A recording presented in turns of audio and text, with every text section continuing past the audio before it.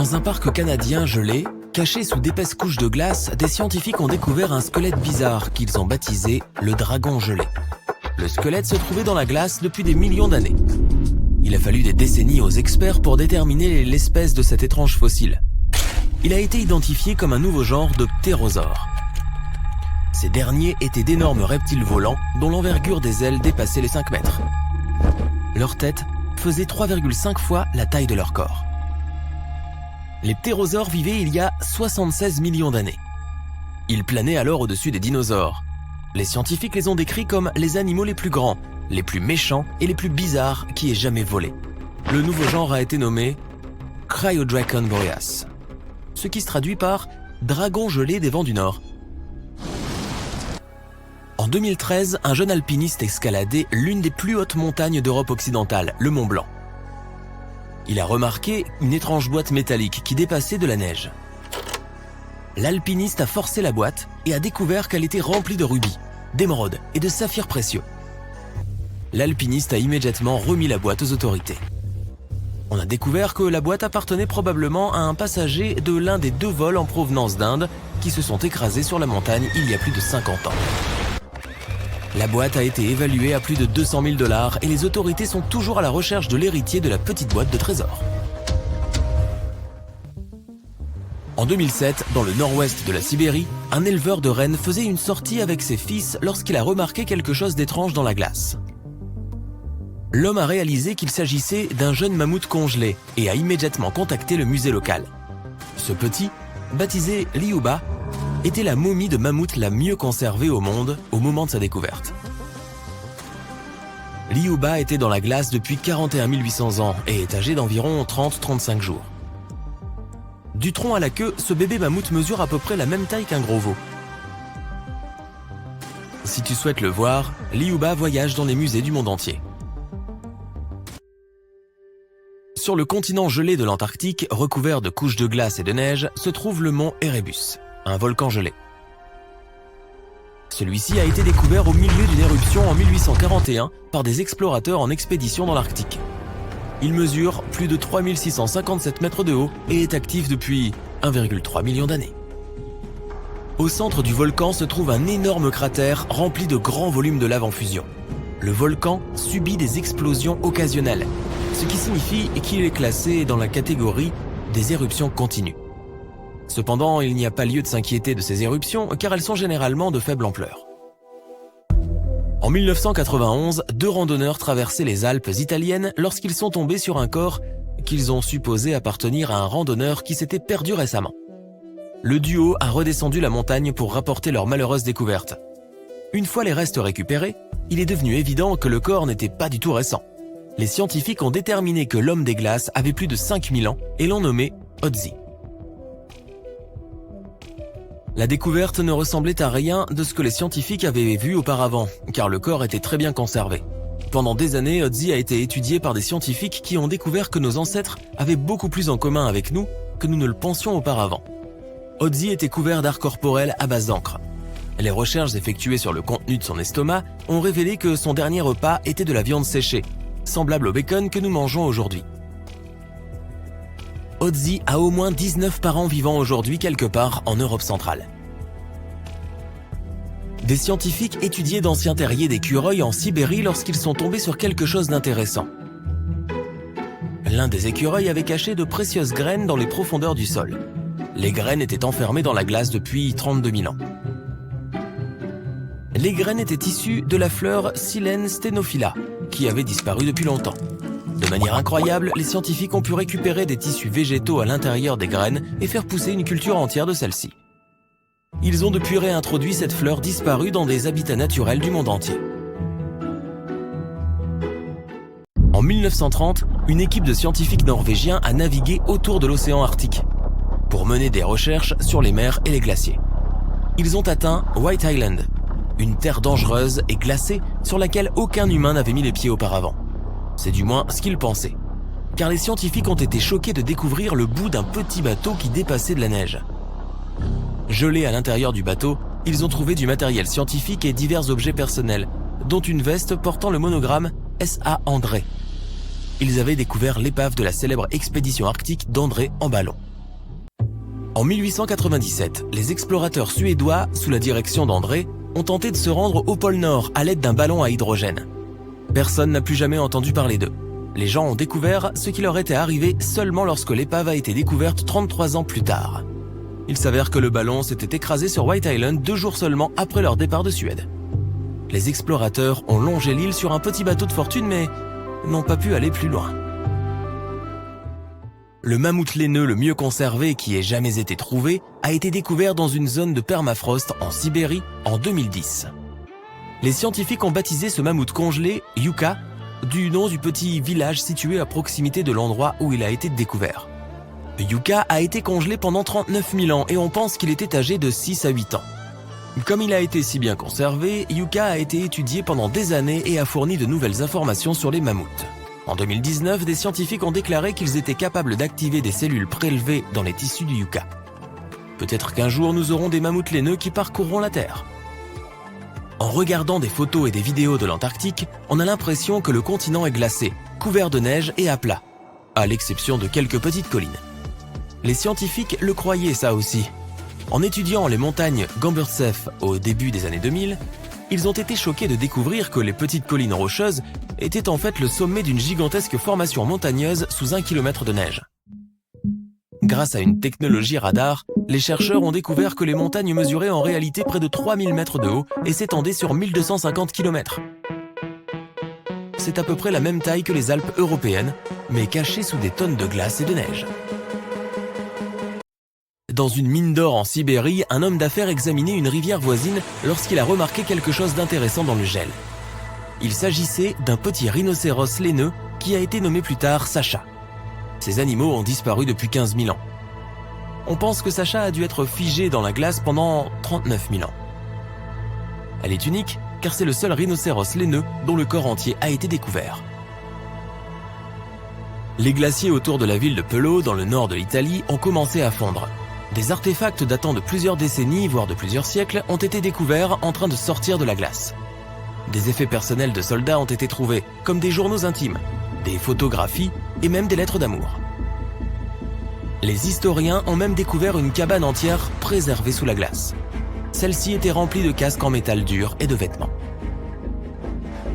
En 1845, Sir John Franklin s'est embarqué dans une expédition malheureuse vers le pôle Nord. L'équipage se déplaçait sur 2 navires, le HMS Erebus et le HMS Terror, baptisés de manière ironique. L'expédition a été un désastre et les 2 navires se sont perdus dans les eaux glacées. En 2016, le HMS Terror a été découvert par une équipe de chercheurs. Bien qu'il ait été perdu pendant 170 ans, les eaux glaciales avaient maintenu le navire dans un état impeccable. Les scientifiques ont décrit le navire comme étant gelé dans le temps. Les assiettes et les verres étaient encore sur les étagères, les lits et les bureaux étaient encore en ordre et même les bagages des passagers semblaient être en bon état.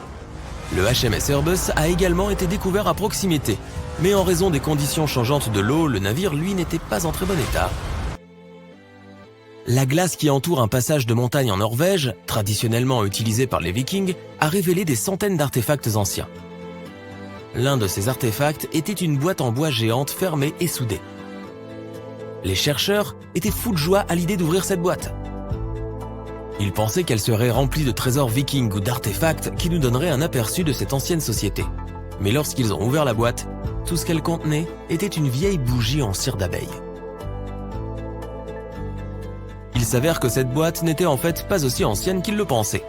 En analysant la bougie, ils ont découvert que la boîte datait du XVIIe siècle. L'ère des Vikings s'est terminée au XIe siècle. Il est probable que la boîte avec la bougie appartenait à un fermier qui l'expédiait de sa ferme d'été à sa ferme d'hiver pour éclairer les longues nuits.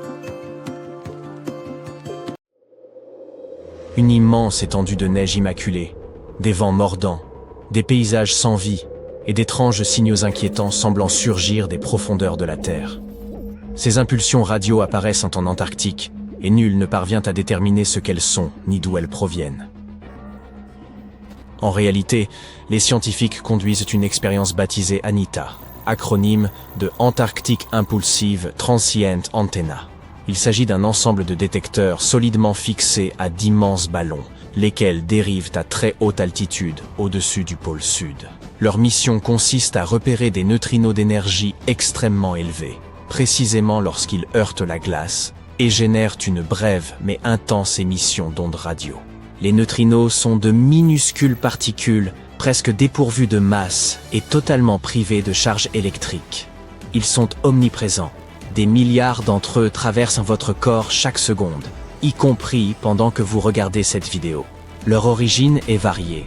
Ils proviennent du Soleil, d'étoiles en pleine explosion, des profondeurs de l'espace, et même du sol sous vos pieds.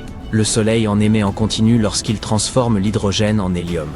Les étoiles mourantes libèrent, lors des supernovae, d'énormes bouffées de neutrinos.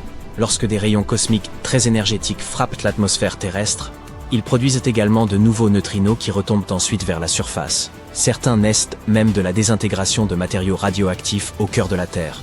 Les plus anciens d'entre eux parcourent l'univers depuis le Big Bang. Pourtant, ils restent presque indétectables, car ils interagissent très rarement avec la matière. C'est pour cette raison que les scientifiques ont recours à des dispositifs aussi spectaculaires qu'Anita, afin d'espérer en intercepter ne serait-ce que quelques-uns. Mais revenons à ce jour fatidique où tout a changé. Normalement, les signaux radio produits par les neutrinos rebondissent sur la glace et se propagent vers le haut, exactement là où Anita peut les détecter. C'est précisément l'objectif de l'expérience. Étudier les neutrinos afin d'en apprendre davantage sur des événements cosmiques lointains, comme les supernovae ou des phénomènes se produisant à des années-lumière. Pourtant, un événement profondément étrange s'est alors produit. Les détecteurs ont enregistré des ondes radio qui ne rebondissaient pas sur la glace. Elles semblaient provenir de sous l'horizon, comme si elles émergeaient des profondeurs. Or, cela ne devrait tout simplement pas être possible. Selon les lois connues de la physique, un signal ne peut pas remonter à travers de la roche et de la glace solide. L'une des chercheuses, Stephanie Wiesel de Penn State, a également indiqué que ces ondes radio arrivaient selon des angles extrêmement abrupts, proches de 30 degrés sous la surface. La seule manière d'expliquer cela serait que le signal ait traversé des milliers de kilomètres de roches solides avant d'atteindre le détecteur. Mais dans ce cas, la roche aurait dû l'absorber entièrement. Quelque chose ne concordait donc pas. L'équipe a effectué l'ensemble des calculs possibles, sans obtenir de réponse claire. Pour les chercheurs, le problème restait néanmoins intéressant, puisqu'ils ignoraient toujours la nature exacte de ces anomalies. Ce qu'ils savaient en revanche, c'est qu'il ne s'agissait probablement pas de neutrinos. En effet, lorsqu'un neutrino est détecté, cela signifie qu'il a parcouru une distance prodigieuse sans interagir avec quoi que ce soit, peut-être depuis la limite de l'univers observable. Or, ce qu'Anita a détecté ne se comporte pas comme un phénomène déjà observé par les scientifiques. Cela pourrait indiquer l'existence d'un type de particule entièrement nouveau, ou bien révéler un processus encore incompris. Les résultats ont été publiés dans Physical Review Letters, mais le mystère demeure entier. Personne ne sait réellement ce qui se passe sous la glace antarctique, sinon qu'un phénomène semble s'y manifester en ne respectant pas les règles établies. Si les scientifiques parviennent effectivement à détecter et à localiser l'origine de ces particules ultra rapides, ils pourront en apprendre énormément sur l'univers, bien plus que ce que même les plus grands et les plus coûteux télescopes permettent. Voyez-vous, les neutrinos traversent pratiquement l'espace à la vitesse de la lumière, effleurant à peine la matière. Ils peuvent ainsi transporter des informations intactes sur des événements survenus à des millions, voire des milliards d'années-lumière. C'est pourquoi Wiesel et de nombreux chercheurs à travers le monde construisent ces détecteurs d'une sensibilité exceptionnelle pour capter les signaux des neutrinos. Même les plus faibles sont essentiels, car un minuscule sursaut de données peut renfermer un véritable trésor d'informations. Les scientifiques conçoivent donc des installations, tant en Antarctique qu'en Amérique du Sud, pour détecter ces particules rares. Anita est l'un de ces détecteurs, et l'Antarctique s'avère l'endroit idéal. Quasi aucun bruit radio, aucune ville, aucun trafic, ni interférences aléatoires. Le dispositif est en réalité fascinant. Il fixe un groupe d'antennes radio à un ballon géant, l'envoie à plusieurs dizaines de kilomètres d'altitude et le laisse flotter au-dessus des étendues infinies de glace éclatantes. De là-haut, il pointe vers le bas, à l'écoute des signaux faibles provenant des profondeurs de la glace. Lorsqu'un de ces neutrinos extrêmement rares, un neutrino taoïque, frappe la glace, il engendre une autre particule, le lepton tau. Ce dernier s'échappe ensuite de la glace et commence à se désintégrer, perdant de l'énergie et se fragmentant. Cette désintégration produit ce que l'on appelle une gerbe atmosphérique, comparable à une pluie d'étincelles invisibles dans l'air. Si nous pouvions voir ces cascades, elles ressembleraient à quelqu'un agitant un feu de Bengale dans l'obscurité, laissant derrière lui des traînées lumineuses. En analysant la direction et la configuration de ces signaux, ceux émanant de la glace, gerbes de glace, et ceux se produisant dans l'air, gerbes atmosphériques, les chercheurs peuvent déterminer la provenance de la particule initiale. En général, c'est extrêmement précis, un peu comme faire rebondir une balle sur le sol. On peut anticiper sa trajectoire. Mais ces nouveaux signaux étranges ne se comportent pas comme prévu. Les angles sont totalement incohérents, bien plus raides que tout ce que les modèles sont capables d'expliquer. L'équipe a donc approfondi son enquête. Tout d'abord, elle a étudié l'intégralité des données issues des multiples vols en ballon d'Anita. Puis, elle les a confrontées à d'innombrables simulations informatiques de rayons cosmiques et de neutrinos, en filtrant tout le bruit de fond habituel. Les résultats ont même été recoupés avec d'autres expériences, comme le détecteur IceCube, également installé en Antarctique, et l'observatoire Pierre Auger, en Argentine. L'objectif était de vérifier si d'autres avaient détecté des gerbes atmosphériques ascendantes similaires. Et devinez quoi? Les événements ont pris une tournure encore plus étrange. Les chercheurs n'ont rien trouvé. Aucun autre détecteur n'avait enregistré quoi que ce soit de susceptible d'expliquer ce qu'Anita avait observé. C'est pourquoi ils ont fini par qualifier l'ensemble de la situation d'anomalie. Cela signifie essentiellement, oui, nous ignorons ce que c'est, mais cela ne se comporte assurément pas comme un neutrino. Wissel a précisé que les signaux ne s'inséraient pas dans le schéma habituel du comportement attendu des particules. Certains ont avancé des hypothèses, peut-être une nouvelle forme de physique, ou un indice de la matière noire. La matière noire est essentiellement cette substance invisible qui empêche l'univers de s'effondrer. Elle est présente partout, nous ne pouvons simplement pas l'apercevoir. Les savants tentent de percer son mystère depuis près d'un siècle, et elle demeure l'une des plus grandes énigmes de la physique. Tout ce que nous observons, comme les étoiles, les planètes, les humains ou même les chiens, ne représente qu'environ 5% de l'univers. La matière noire constitue environ 27%. Le reste étant une entité encore plus énigmatique appelée énergie noire. Les chercheurs estiment que la matière noire confère aux galaxies leur structure et maintient l'ensemble de l'univers comme une sorte de colle cosmique. Sans elle, l'univers serait radicalement différent. Il serait absolument fascinant de confirmer la validité de cette théorie. Toutefois, puisque IceCube et Auger n'ont pas détecté les mêmes phénomènes, les hypothèses possibles restent fortement limitées. L'université de Penn State est active dans le domaine de la détection des neutrinos depuis près d'une décennie, construisant des détecteurs et analysant toutes sortes de signaux cosmiques. L'équipe travaille déjà sur leur prochain projet majeur, un détecteur entièrement nouveau, nommé PUO. Il sera plus vaste, plus sensible et nettement plus efficace pour repérer les signaux de ces neutrinos insaisissables. Pour l'heure, ce mystère cosmique persiste et maintient les scientifiques en haleine. Cependant, l'équipe reste optimiste. Une fois PUO et ses capteurs opérationnels, si d'autres anomalies existent, elles seront cette fois détectées. Peut-être découvrirons-nous alors enfin des éponges en forme d'amphores, des méduses d'un autre monde, des vers segmentés hérissés de soie, ainsi que d'imposantes pieuvres figurent parmi les plus récentes découvertes en Antarctique.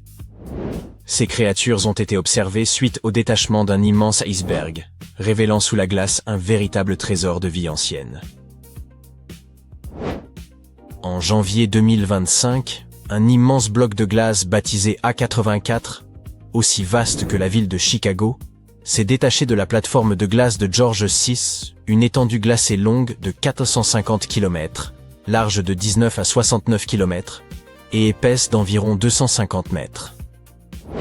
Durant l'été austral, de novembre à fin février, la fonte de surface y donne naissance à de longs lacs sinueux appelés lacs glaciaires rubaniformes, dont le nom reflète la forme étirée. Lorsque l'iceberg s'est éloigné, il a mis à nu une portion du fond marin jusqu'alors jamais observée. Le navire de recherche Falkor, II, naviguait à proximité, dans la mer de Bellingshausen. Informés du détachement, les scientifiques ont aussitôt modifié leur programme, conscients de l'opportunité rarissime qui s'offrait à eux. Explorer un lieu vierge et insoupçonné, comme si l'on soulevait une pierre dans une forêt pour découvrir la vie dissimulée en dessous. Les chercheurs ont mobilisé un robot sous-marin nommé Subastian pour sonder les abysses durant 8 jours. Ils ont atteint des profondeurs dépassant les 1280 mètres. C'est là qu'ils ont mis au jour un écosystème insoupçonné, d'imposants coraux et de vastes éponges, littéralement peuplées d'organismes marins. un monde tapi sous les glaces. Les chercheurs s'attendaient à détecter quelques formes de vie, mais furent stupéfaits par leur abondance. Ces créatures sous-marines anciennes ne se contentaient pas de survivre. Elles prospéraient depuis des siècles dans ce milieu extrême. Anémones semblables à de petits arbres cotonneux, araignées de mer, poissons des glaces, pieuvres. L'expédition fut retransmise en direct à des scientifiques du monde entier. Et ces vidéos sont désormais accessibles librement. Certaines des créatures découvertes semblent appartenir à des espèces nouvelles, ce qui est particulièrement fascinant. En 2025, il est fort probable que l'Antarctique abrite encore des espèces inconnues, dont certaines pourraient être endémiques à cette région. Cette singularité s'explique par l'isolement extrême du continent, séparé du reste du monde depuis des millions d'années par le courant circumpolaire antarctique, comparable à de vastes douves encerclant un château fort. Même si ces espèces ne s'avéraient pas inédites, les chercheurs ont tout de même identifié des escargots, des vers polychètes munis de soie, de minuscules crabes et autres crevettes, ainsi qu'une rare variété de méduses fantômes, dont l'apparence évoque un monde étranger. Leur nom scientifique, Stygiomedusa gigantea, étant par trop complexe, on l'appellera simplement méduse fantôme géante. Cette dernière est d'une taille impressionnante. Son ombrelle, cette partie ronde en forme de cloche, peut excéder 1 mètre de diamètre. Elle possède également 4 bras traînants, dont chacun peut atteindre 10 mètres, soit la longueur approximative d'un autobus scolaire. Bien que le tout premier spécimen ait été capturé dès 1899, il fallut attendre 60 ans pour reconnaître en cette créature une espèce totalement distincte. La méduse fantôme présente un corps translucide aux reflets violacés, lui conférant une allure spectrale. À la place des tentacules traditionnels, elle possède de longs bras rubanés qui lui permettent d'attraper ses proies et de les acheminer vers sa bouche, située en son centre.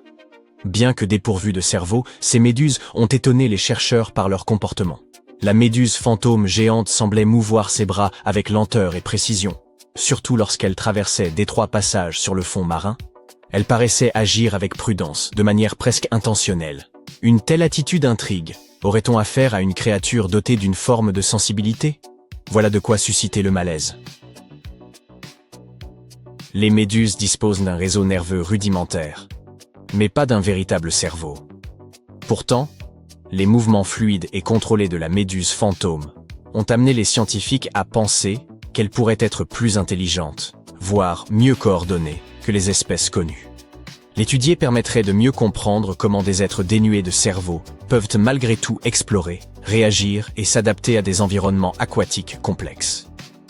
Lors de l'exploration des profondeurs antarctiques, l'équipe a fait la rencontre de petites créatures fascinantes appelées polychètes. De nombreuses espèces variées de ces vers évoluent dans les zones extrêmement froides et profondes de l'océan. Leur corps segmenté est orné de minuscules soies disposées le long de leurs flancs, qui leur servent à se déplacer, à percevoir leur environnement et même à se défendre contre les dangers.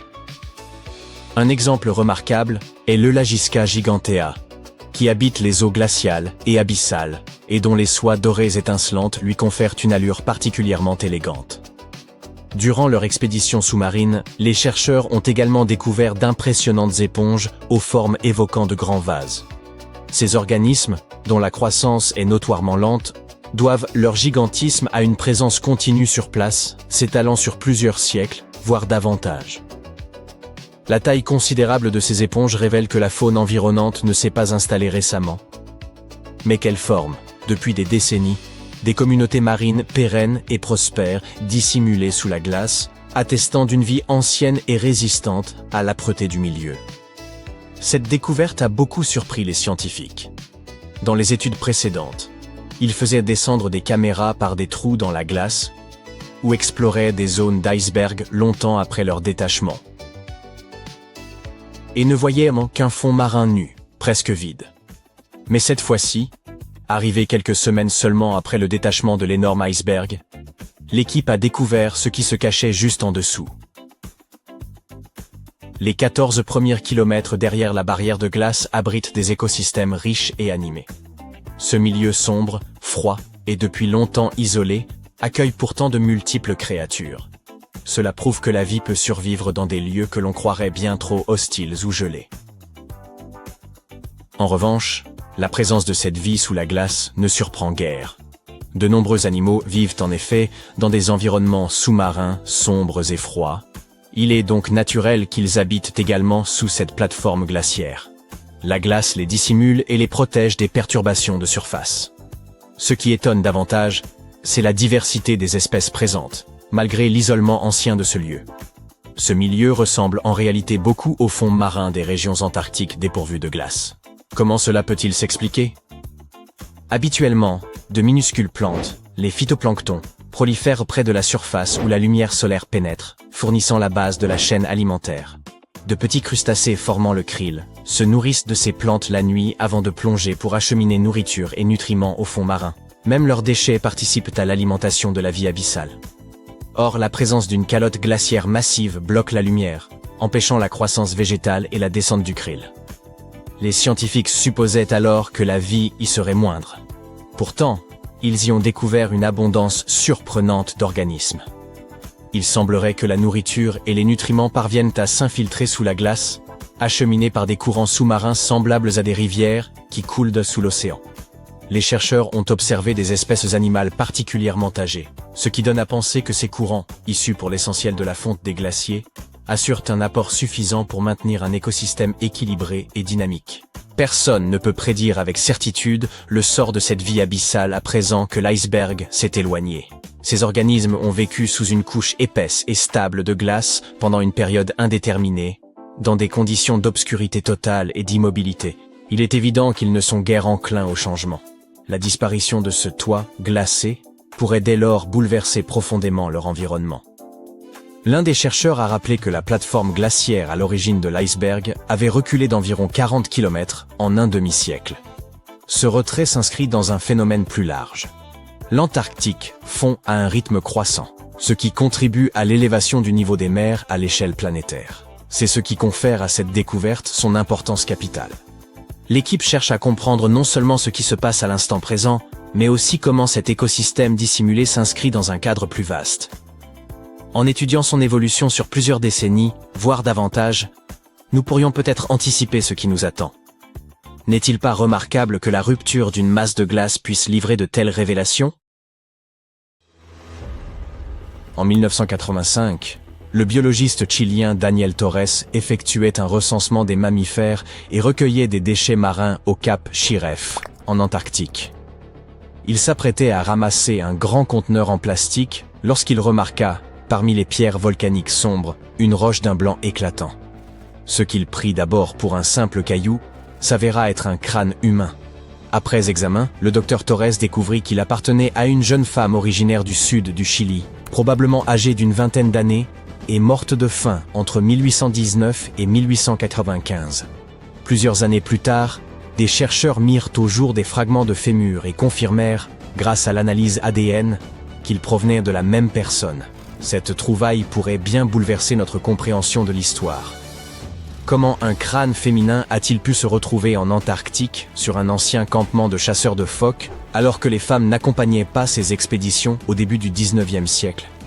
Pour épaissir encore ce mystère, aucune trace d'outils, de documents ou d'objets personnels n'a été retrouvée sur le site.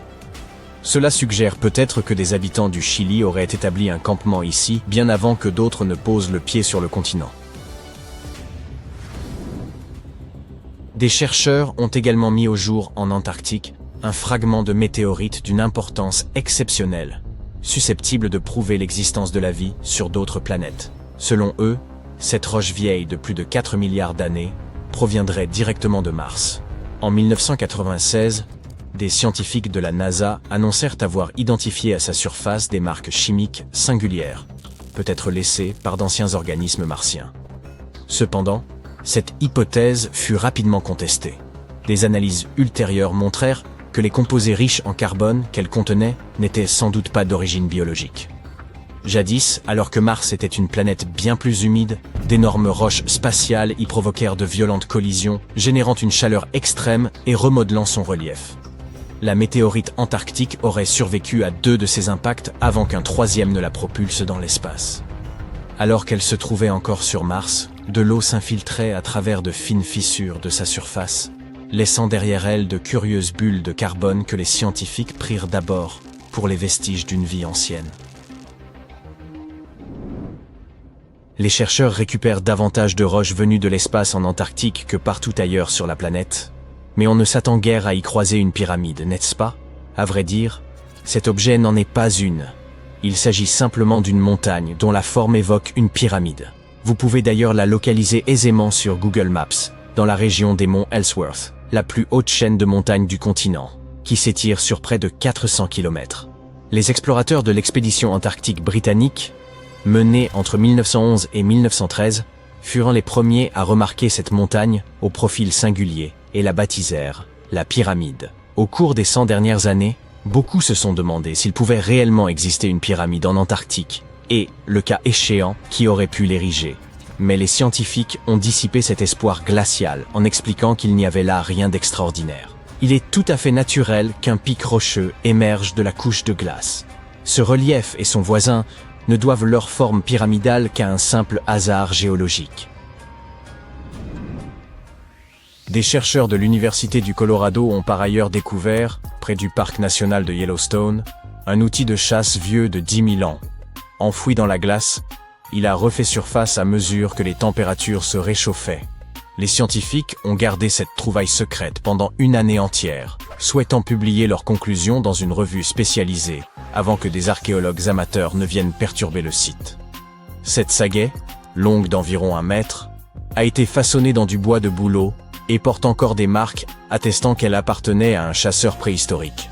À l'époque, elle était munie d'une pointe acérée à une extrémité, tandis que l'autre présentait une légère cavité, destinée à s'emboîter sur le crochet d'un outil particulier, l'atlatl. Cet instrument permettait aux chasseurs de propulser la sagaie bien plus vite et plus loin qu'à la seule force du bras, une véritable prouesse technique pour l'époque. Les chercheurs affirment qu'à mesure que la glace continue de fondre, ils découvrent encore d'anciens outils, des végétaux, et même des restes d'animaux en Alaska, au Canada et en Europe. Ils prévoient de se rendre au Parc national des glaciers, dans le Montana, afin de collaborer avec les tribus amérindiennes pour retrouver et préserver d'autres vestiges que la glace aurait pu conserver pendant des millénaires. Les paléontologues ont mis au jour en Antarctique une découverte stupéfiante. Les restes d'une créature rappelant étrangement le légendaire monstre du Loch Ness. L'animal en question était un plésiosaure, un reptile marin ayant vécu à l'époque des dinosaures. Cette imposante créature possédait 4 nageoires, un cou démesurément long et atteignait environ 11 mètres de la tête à la queue, soit la taille d'un grand poteau téléphonique. Ce spécimen, appartenant au groupe des Elasmosauridés, s'avéra être le plus grand jamais identifié par les chercheurs. Sa masse, estimée à 15 tonnes, équivalait à celle de 2 éléphants modernes. Les premiers fossiles furent découverts en 1989 sur l'île Seymour. Mais l'extraction complète du squelette s'avéra d'une complexité extrême. La roche était si dure et l'animal si massif qu'il fallut 3 nouvelles expéditions, en 2005, 2012 et 2017, pour en venir à bout. Au total, les chercheurs rapportèrent près de 800 kg d'os fossilisés au laboratoire. L'examen des vertèbres révéla qu'elles étaient soudées entre elles, signe que le plésiosaure était un adulte pleinement formé. Selon leurs analyses, il aurait vécu environ 30 000 ans avant l'extinction massive qui mit fin au règne des dinosaures, survenu il y a 66 millions d'années. En mai 1845, le capitaine John Franklin quitta l'Angleterre à la tête de 133 hommes et de 2 navires, le HMS Erebus et le HMS Terror. Leur mission consistait à trouver le passage du Nord-Ouest, une route maritime destinée à relier plus rapidement l'Europe à l'Asie. Les derniers témoins de l'expédition furent les marins à bord de 2 baleiniers croisés en août de la même année. Ensuite, plus personne n'entendit jamais parler d'eux, et leur disparition demeura une énigme pendant près de 170 ans. De nombreuses missions de recherche furent expédiées dans les zones glacées du Nord canadien, y découvrant divers objets abandonnés par l'équipage, ainsi que des récits poignants rapportés par les Inuits locaux. En 1847, une note retrouvée sur l'île du Roi Guillaume, rédigée par un membre de l'expédition, indiquait que les 2 navires étaient prisonniers de la glace. Ce n'est qu'en 2014 que des scientifiques canadiens annoncèrent la découverte de l'épave de l'Erebus au fond de la baie Wilmot and Crampton. 2 ans plus tard, le Terror fut localisé à environ 72 km de là. Malgré le temps écoulé, les 2 bâtiments étaient remarquablement bien conservés. les archéologues sous-marins examinèrent les cabines et rapportèrent des centaines d'artefacts, permettant enfin de reconstituer avec précision les derniers instants de la tragique expédition Franklin. Un randonneur en montagne fit une découverte singulière en Norvège, dans une zone surnommée Horse Ice Patch, lors de l'été 2019. Intrigué, il transmit aussitôt les coordonnées GPS et les photographies de l'objet à des chercheurs spécialisés dans l'étude de vestiges archéologiques préservés par la glace. Après avoir consulté les prévisions météorologiques, les archéologues comprirent qu'ils ne disposaient que d'une seule journée avant que la neige ne le recouvre définitivement. Ils se hâtèrent donc de récupérer cette sandale avant qu'elle ne disparaisse sous une nouvelle couche de glace, peut-être pour plusieurs années. La datation au radiocarbone révéla que cette chaussure remontait à environ 1700 ans. Outre cette sandale de l'âge du fer, les chercheurs mirent au jour d'autres artefacts, notamment du crottin de cheval figé datant de l'ère viking ainsi que des textiles. L'ensemble de ces trouvailles suggère qu'il existait jadis un ancien itinéraire à travers les montagnes, reliant l'intérieur des terres norvégiennes aux régions côtières. Contemplez ces vastes forêts de conifères et cette toundra verdoyante. Un véritable enchantement. Vous pourriez facilement croire qu'il s'agit du Canada, mais détrompez-vous. Nous parlons ici de l'Antarctique, tel qu'il existait il y a 34 millions d'années. Alors, comment ce lieu est-il devenu le désert glacé que nous connaissons aujourd'hui ? Il apparaît qu'une combinaison de la chute des concentrations en dioxyde de carbone et d'importants bouleversements tectoniques a profondément transformé cet ancien paradis exempt de glace en un continent gelé. Il y a environ 50 millions d'années, les niveaux de CO2 atteignaient des sommets impressionnants, oscillant entre 1000 et 2000 parties par million. Toutefois, à mesure que ces concentrations ont diminué, les températures mondiales ont suivi, ouvrant ainsi la voie à la formation des vastes calottes glaciaires qui dominent aujourd'hui l'Antarctique. Pendant que les niveaux de CO2 s'effondraient, l'activité tectonique jouait également son rôle. La séparation progressive entre l'Amérique du Sud et l'Antarctique a donné naissance au passage de Drake, facilitant la formation du courant circumpolaire antarctique. Ce courant puissant a agi comme une barrière, empêchant l'air chaud et les courants océaniques de pénétrer cette région et contribuant à maintenir un climat particulièrement froid. Si vous confondez l'Australie et l'Antarctique, ce n'est pas si absurde, ces deux continents formaient autrefois une seule masse terrestre. En revanche, confondre l'Autriche avec l'Australie est bien plus problématique. Et pour couper court aux rumeurs et blagues d'Internet, non, il n'existe pas en Autriche de service d'assistance destiné à ceux qui pensaient se rendre en Australie. Admirez cette splendide plage rose australienne. Elle n'est pas seulement belle, elle est littéralement précieuse. Ces sables intrigants aux teintes rosées se composent en fait de grenat, une pierre précieuse couramment utilisée en joaillerie. Après avoir analysé ce sable, les géologues ont découvert que les grenats qu'il contenait étaient le plus anciens que les montagnes environnantes. Cela semble paradoxal. En réalité, tout s'explique. L'Australie n'a pas toujours été le continent isolé qu'on connaît aujourd'hui. Il y a des dizaines de millions d'années, l'Australie et l'Antarctique faisaient partie du supercontinent de Gondwana. L'érosion glaciaire a libéré des grenats, qui ont fini par se retrouver sur cette plage. Ces sables se sont formés à une époque où l'Australie méridionale était plate et soumise à un climat frais, bien avant que les montagnes n'émergent. Si la plupart des grenats sont habituellement emportés, ceux-ci ont une riche histoire, remontant aux roches glaciaires de la chaîne transantarctique. En somme, ce sable rose provient d'une ancienne chaîne de montagnes enfouie sous les glaces de l'Antarctique. Non seulement la glace de l'Antarctique renferme des pierres précieuses comme le grenat, mais en y regardant de plus près, vous pourriez même découvrir des bâtiments entiers. Cela peut paraître insensé, mais c'est précisément ce qu'a réalisé un explorateur britannique du nom de Chris Brown, qui a mis au jour une structure entière sous la glace. Lors d'une expédition vers le pôle d'inaccessibilité, tout avait pourtant mal commencé. Chris et son fils ont subi une panne d'avion. C'est alors qu'ils ont repéré un buste de Lénine émergeant de la neige. Cet endroit s'est révélé être une ancienne station météorologique. Malgré les températures glaciales, Chris et son fils Mika ont pris grand plaisir à explorer cet endroit unique.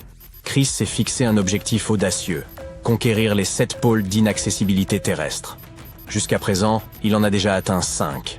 Vous savez probablement déjà que l'Antarctique est le plus vaste désert de la planète, bien plus étendu que le Sahara ou le Gobi.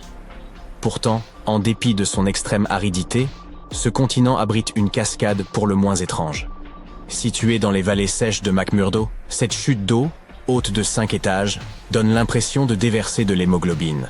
Ce phénomène fascinant porte d'ailleurs un nom évocateur, les chutes de sang. Bien que cette cascade cramoisie puisse sembler étrange, voire inquiétante, son origine s'explique facilement. L'eau qui alimente ce phénomène était à l'origine un lac salé, mais elle a été progressivement isolée du monde extérieur par la formation de glaciers. Aujourd'hui, cette eau millénaire repose à environ 400 mètres sous la surface et a atteint une salinité 3 fois supérieure à celle de l'océan. Chargée en fer, elle ne reçoit ni oxygène ni lumière. Lorsqu'elle s'infiltre à travers une fissure du glacier et entre en contact avec l'air, le fer s'oxyde, donnant à l'eau sa teinte rouge foncée, semblable à la de la rouille. On croit souvent à tort qu'aucune espèce d'insecte ne vit en Antarctique. Pourtant, ce n'est pas tout à fait vrai, car un minuscule moucheron, connu sous le nom de Belgica antarctica, y a élu domicile. Par ailleurs, on y trouve également quelques araignées. Ces araignées ne sont pas celles que vous trouvez nichées dans les coins sombres de votre maison. Ce sont des créatures marines qui vivent dans l'obscurité glaciale des profondeurs de l'océan Antarctique. Ces arthropodes étonnants peuvent atteindre une envergure d'environ 50 cm. Comme si leur taille n'était pas déjà impressionnante, elles respirent aussi grâce à de petites ouvertures situées dans leurs pattes. Si l'on vous demande quelle couleur vous associez à l'Antarctique, vous penserez sans doute au blanc, tout comme moi. Cependant, ce continent glacé peut parfois évoquer une tranche de pastèque. Cette neige colorée doit son aspect à une micro-algue robuste appelée Chlamydomonas nivalis. Lors des mois d'été en Antarctique, lorsque les températures remontent, ces algues libèrent des spores aux teintes éclatantes de rouge et de vert, donnant à la neige des couleurs vives et surprenantes. Toutefois, il est préférable de ne pas s'en approcher, car cette neige, bien que fascinante, est également toxique et absolument impropre à la consommation. La recherche de fossiles est toujours passionnante, mais quand cela se fait dans l'un des lieux les plus isolés de la planète, l'aventure devient encore plus exaltante. Une équipe de scientifiques pluridisciplinaires a récemment réalisé une découverte exceptionnelle, ramenant plus d'1 tonne de fossiles de vie marine ancienne, de dinosaures et d'oiseaux datant de la période du Crétacé supérieur, il y a environ 71 millions d'années. Leur périple a commencé par un vol vers l'Amérique du Sud, suivi d'une traversée de 5 jours du redoutable passage de Drake. Une fois arrivés en Antarctique, ils ont établi leur campement en utilisant des hélicoptères et des bateaux pneumatiques. Vous vous demandez peut-être, pourquoi rechercher des fossiles en Antarctique, malgré la glace omniprésente? En réalité, certaines zones révèlent à des affleurements rocheux selon la saison. L'équipe s'est rendue sur l'île James Ross, située sur la péninsule antarctique, durant les mois de février et mars. Il s'agit d'une période estivale où les roches de cette région, datant parfois de l'ère des dinosaures, sont exposées. L'expédition a porté ses fruits, avec la découverte de plus d'1 tonne de fossiles remarquables. Les spécimens seront d'abord transportés au Chili, avant d'arriver au musée Carnegie d'histoire naturelle de Pittsburgh. Parmi ces découvertes, des fossiles datant d'environ 71 millions à 67 millions d'années, comprenant des escargots, des palourdes et diverses créatures marines, témoignent de la richesse de cet ancien patrimoine. Regardez ce ver marin intrigant. On pourrait imaginer qu'il vivrait à Los Angeles et deviendrait la star d'un film d'horreur, mais il préfère les eaux glaciales de l'océan austral, près de l'Antarctique. Ces vers impressionnants peuvent atteindre jusqu'à 20 cm de long et 10 cm de large. Cependant, leur apparence terrifiante est trompeuse. Des études montrent qu'ils jouent un rôle essentiel dans le maintien de l'équilibre des écosystèmes. Quant à leur tête, ne vous méprenez pas. Ce n'est qu'une gorge rétractable, pourvue de dents, qui leur permet de se nourrir efficacement. L'Antarctique regorge de créatures insolites et quelque peu effrayantes. Laissez-nous vous présenter le Promacocrinus fragarius. Contrairement à Patrick de Bob l'éponge, elle ressemble plutôt à une créature abyssale digne d'un film d'horreur. Imaginez, 20 bras sinueux, certains atteignant jusqu'à 20 cm, ornés de petites bosses étranges. De quoi donner des frissons? Non. En 2014, des chercheurs ont enfoui 34 sismographes sous la neige de l'immense plateforme de glace de Ross, une véritable plaque de glace de la taille du Texas, flottant sur l'océan austral. Ces appareils ingénieux ont capté un bourdonnement presque constant. Bien que ces sons, à très basse fréquence, échappent à l'ouïe humaine, les scientifiques ont réussi à les rendre audibles, et ils ont même partagé cet enregistrement étrange en ligne. un glaciologue de l'Université de Chicago, explique que si ce bourdonnement était perceptible par nos oreilles, il évoquerait une nuée de cigales envahissant un jardin en plein été. Cependant, ces experts des glaciers ne cherchaient pas de son mystérieux, mais surveillaient la barrière de Ross, car le réchauffement climatique fait fondre la glace à une vitesse inquiétante, plus rapide encore qu'un sorbet sous le soleil estival.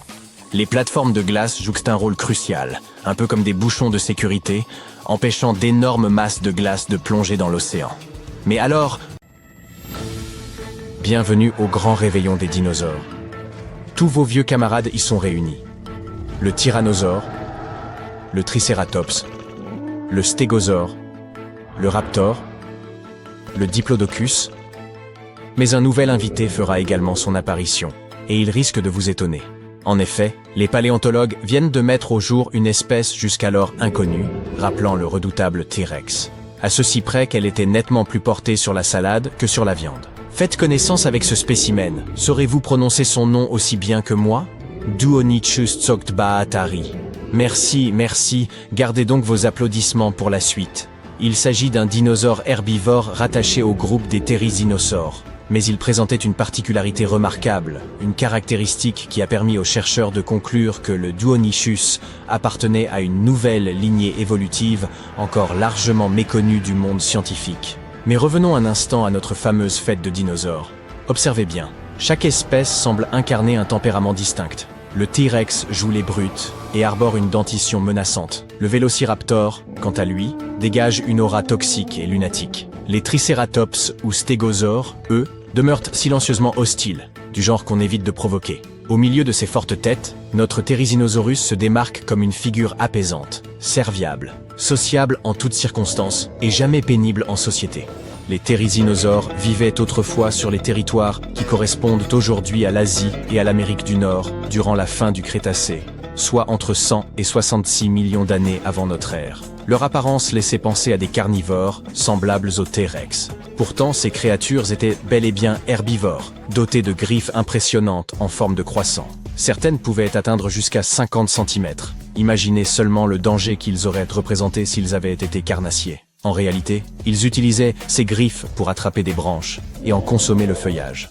Le Duonichus était de taille respectable, frôlant les 3 mètres de long. Pour vous donner une idée, un hippopotame adulte atteint des dimensions similaires. Il pesait environ 270 kg, soit près de la moitié d'un cheval. Les therizinosaures possédaient un museau allongé rappelant celui du canard, et de longues pattes avant dotées de 3 pouces. Cependant, le Duonichus récemment découvert se distinguait par une anomalie frappante. Il ne possédait que 2 doigts à chaque main. Cette trouvaille, aussi rare qu'inattendue, a suscité un vif enthousiasme dans la communauté paléontologique. 2 doigts au lieu de 3, quelle importance, pourriez-vous penser? Mais cette singularité est loin d'être anodine. Elle éclaire l'évolution des dinosaures. Les dernières recherches paléontologiques révèlent qu'une telle découverte a été faite en Mongolie. La plus grande griffe fossilisée jamais trouvée, incurvée et longue de 30 cm. Autrement dit, elle ressemblait à une immense banane. Ce qui frappait surtout, c'est qu'elle était recouverte de kératine, tout comme nos ongles.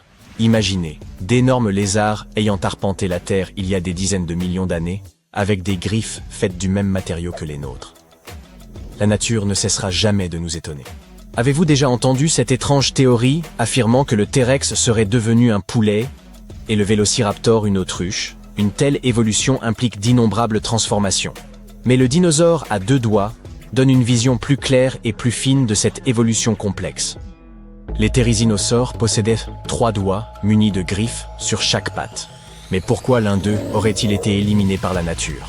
Selon les spécialistes, il s'agirait d'un choix fonctionnel. Une patte dotée de 2 doigts aurait sans doute gagné en robustesse et en souplesse, facilitant la préhension des feuillages et des branches, à la manière des caméléons.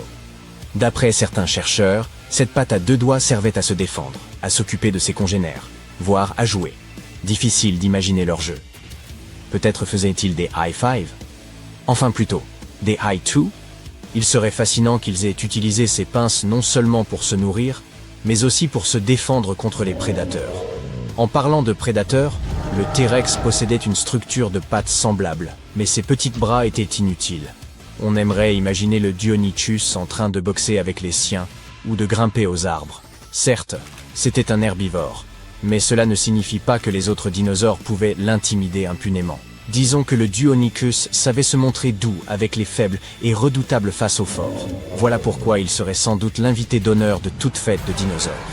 Mais l'invité le plus insolite de cette fête serait sans conteste le Deinocheirus, surnommé Main Terrible. Tandis que le Deinonychus illustre la transition de 3 à 2 doigts, le Deinocheirus révèle quant à lui jusqu'où ces anciens reptiles auraient pu évoluer, en cheval ou en tout autre être inattendu. Cela semble farfelu, mais découvrons-le ensemble.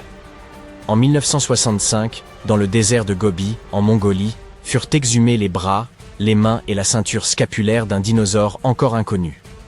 Après reconstitution, 2 longs bras inquiétants prirent forme.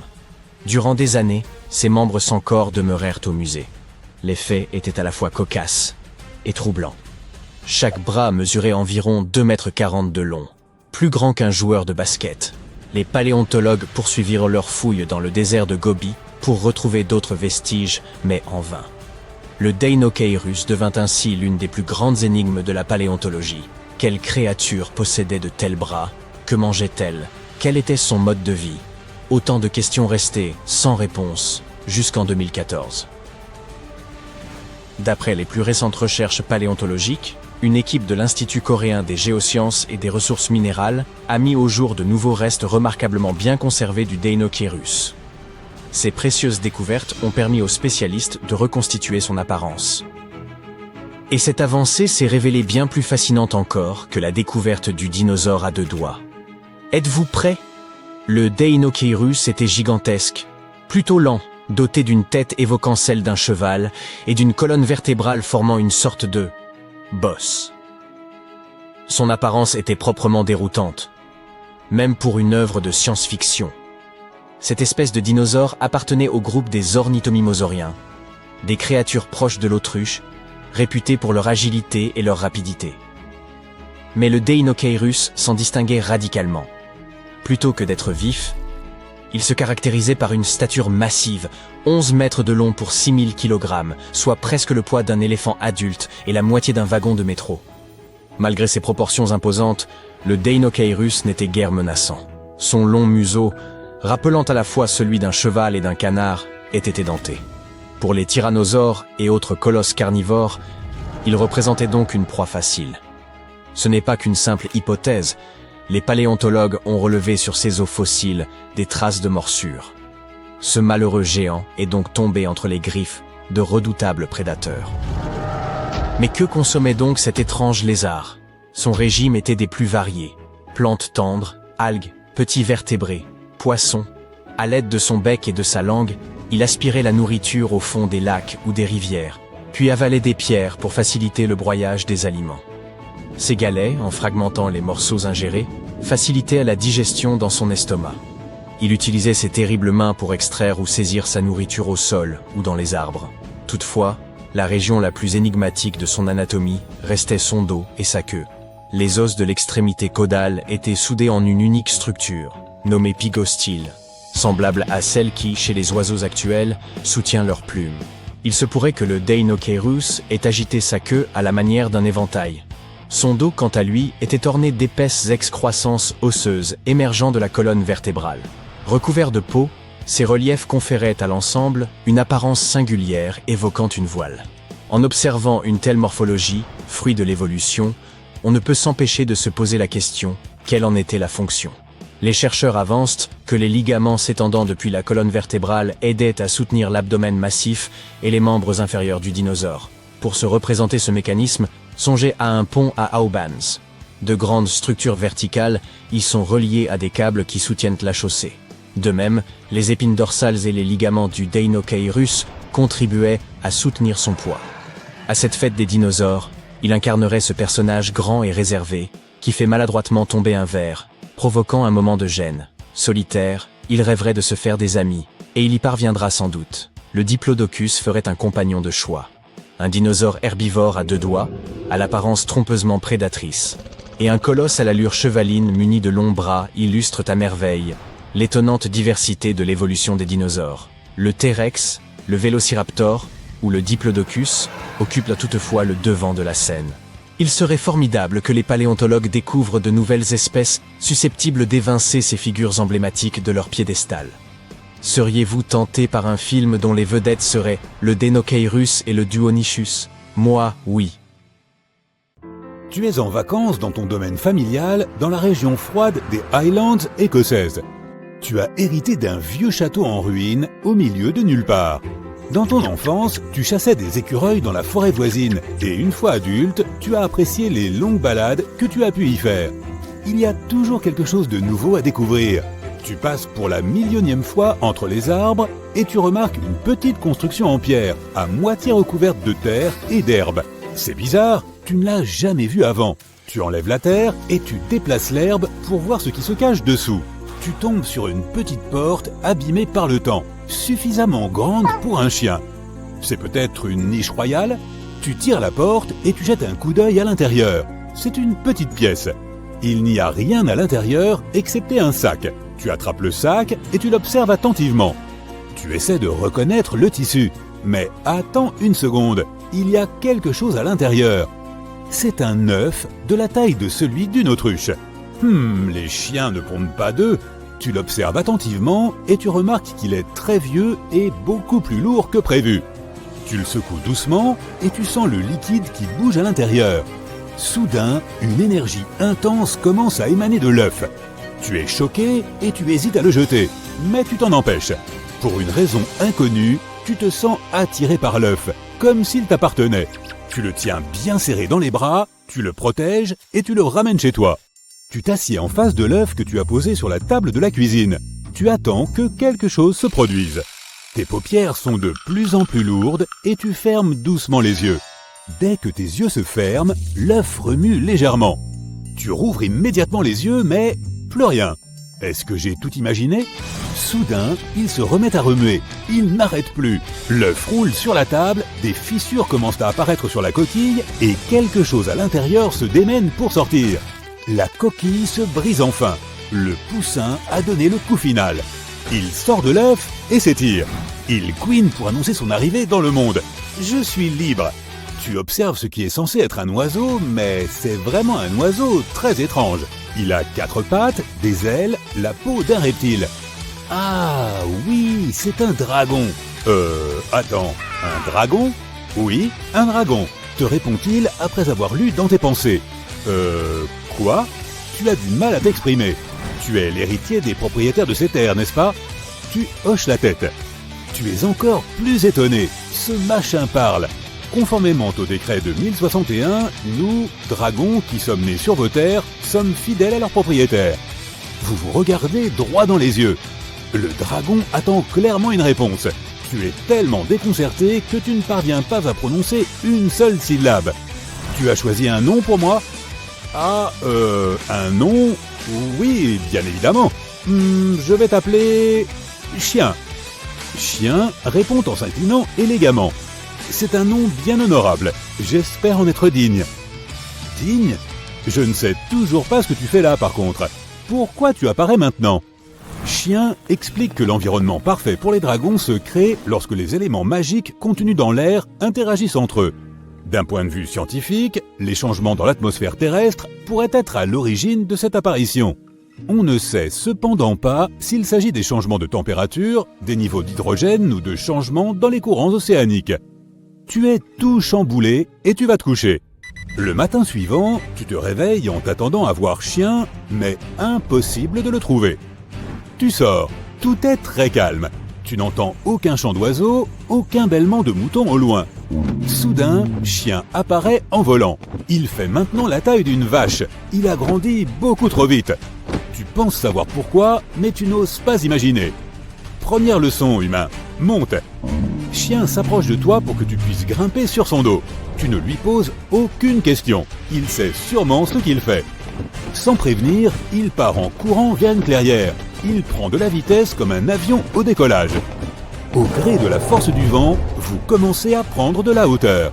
Chien va de plus en plus vite et tu te tiens de plus en plus fort. Il slalome à toute vitesse entre les arbres et tu voudrais vraiment être à terre.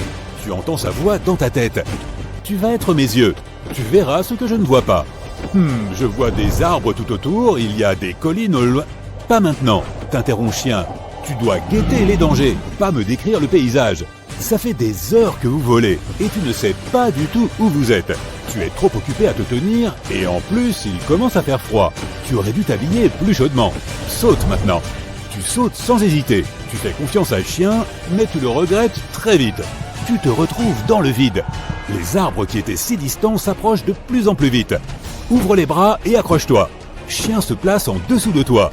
Tu atterris sur son dos et tu t'accroches immédiatement. Bien joué, ça passe ou ça casse, dit Chien en riant. Tu atterris doucement dans un lieu que tu ne reconnais pas. Ramasse du bois, on va camper. Tu en as un peu marre que ton dragon te donne des ordres, mais tu obéis et tu pars ramasser du bois pendant que Chien décolle à nouveau. Tu ramasses une bonne pile de bois que tu mets en place à la perfection. Chien atterrit avec un grand bruit à côté de toi. Il ne fait aucune remarque sur ton travail et il allume le feu en un souffle. Il s'allonge paisiblement et il s'endort en ronflant. Tu apprécies la chaleur, mais le sol n'est pas spécialement confortable. Tu devrais peut-être t'allonger à côté de Chien, mais il te donne un coup avec sa queue. Les yeux encore fermés, il grogne. « Je ne suis pas un lit, je suis un dragon. » Et il se rendort. Tu t'allonges autre part et tu t'endors malgré le mal de dos. Tu te réveilles le matin suivant. La chaleur du feu s'est dissipée, Chien a encore disparu. Tu n'es pas spécialement surpris et tu soupires. C'est le pire dragon de tous les temps. Il arrive par surprise, comme d'habitude, et il te jette de la viande cuite. Tu ne veux pas savoir où il a trouvé ça. Il vaut mieux ne pas savoir. Mange. Aujourd'hui, nous avons un exercice important à faire. Le danger approche, dit-il en regardant vers l'horizon. Tu manges ta viande, ravi d'avoir quelque chose à mettre sous la dent. Tu lèves les yeux et tu remarques que Chien a doublé de taille pendant la nuit. Tu grimpes sur son dos.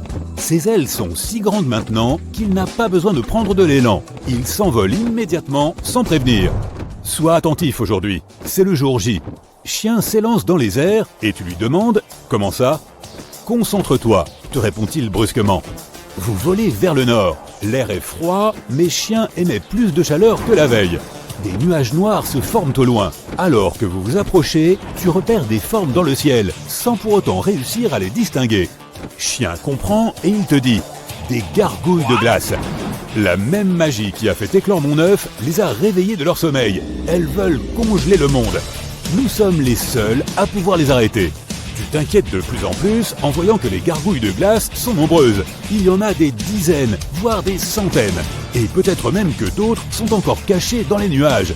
Chien s'élance vers elles. Il les repousse, crache du feu, les mord. Tu t'accroches et tu essaies d'éviter les bouts tranchants de leurs ailes. Il y en a trop. Chien ne s'en sort pas. Une gargouille de glace au-dessus de vous descend en piqué en visant Chien. Elle a bien vu qu'il était occupé avec beaucoup d'adversaires. Tu lui bondis dessus et tu la percutes en plein vol. C'est comme si tu l'avais jetée sur de la pierre. Cette action n'a pas d'autre effet que de la distraire. Elle se libère de toi et tu commences à tomber. Chien te voit, mais il n'est pas en mesure de t'aider et il crie ton nom. Tu continues à tomber. Je t'ai eu. Tu entends une voix de fille. Elle t'a attrapé par le bras et elle te tire sur un autre dragon. Tu souris et tu remarques qu'il n'y a pas un seul dragon, mais des dizaines, et ils volent tous vers Chien à la rescousse. Ils attaquent les gargouilles de glace. Ils parviennent à les battre sans trop de difficultés. Les gargouilles qui ont survécu s'enfuient vers le nord. Les dragons et leur maître atterrissent ensemble et font connaissance. Chien atterrit brusquement à côté de toi. Tu te retournes vers la fille qui t'a sauvé et tu lui demandes « Tu t'entends bien avec ton dragon ?» Elle te répond en riant.